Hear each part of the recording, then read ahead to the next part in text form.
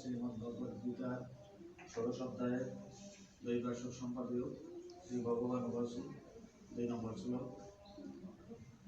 অহিংসা সত্যম অক্রোধ ত্যাগ শান্তি অপৈশনম দয়াভূতেষু অবলুপ্তম মার্দবম হে অসাফলম। সর্বার্থ সত্যবাদিতা, সত্যবাদিতা, ক্রোধ শূন্য, হীনতা, দয়া, বৈরাগ্য, শান্তি, অন্যের দোষ দর্শন না করা, লোভহীনতা, অসৎ কর্ম না করা, মৃদুতা, আর হচ্ছে যে লজ্জা ও অসফলতা। অহিংসা সত্যম অক্রোধ ত্যাগ